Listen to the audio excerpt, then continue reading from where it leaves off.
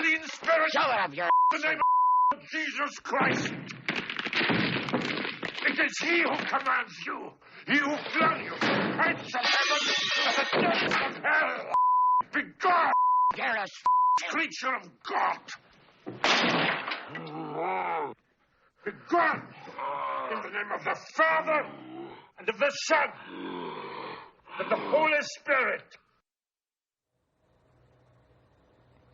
Oh, that graphic scene's from a movie, obviously. But my next guest, Catholic priest Monsignor Stephen Rossetti, says he performs up to 20 exorcisms each week, liberating people and homes from what he calls demons and satanic evil. Monsignor Rossetti says he's witnessed eyes turning yellow, a man hissing at him like a snake, doors banging, TVs turning on and off, dogs howling, and victims communicating in ancient languages they've never learned. But now he says these demons have evolved and are now possessing victims through technology and text messages. Monsignor Stephen Rossetti, author of the new book, Diary of an American Exorcist, joins me now. All right, so Monsignor, what are demons and how do they manifest themselves? And the obvious question, how exactly do you deal with them?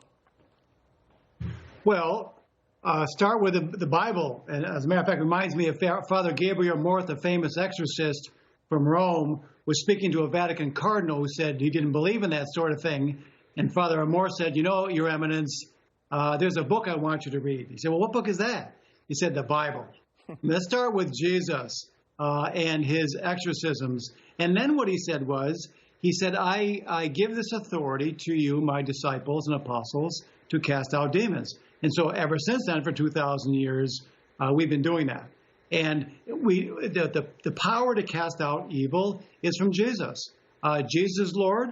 His death and resurrection crushed Satan's kingdom. And so an exorcism is nothing more really than a prayer. We're asking God in Jesus to cast out these demons. So it's not magic, but it's really a prayer. So the phenomenon that you're observing, the eyes, the speaking in ancient tongues, describe what you're seeing when someone is quote unquote possessed.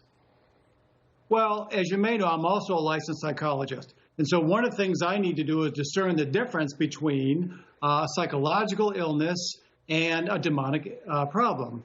And sometimes it's rather stark. Sometimes it's very obvious. There's this evil presence manifest.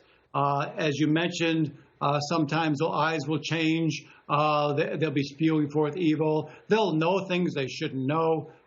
We call that occult knowledge. Sometimes they will speak in foreign languages.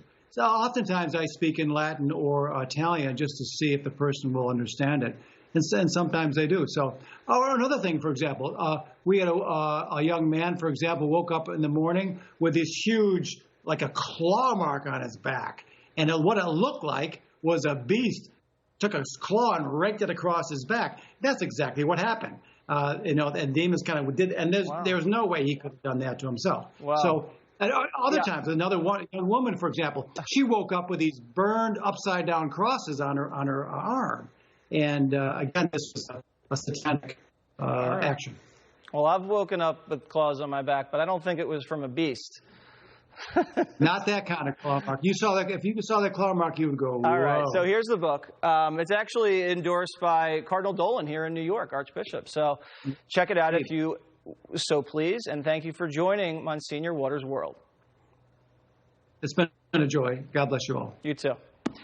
Brand new segment ahead. The most annoying things. The most annoying. Carly's here to probably just watch me get mad. Yeah, it is. Let me hear you say,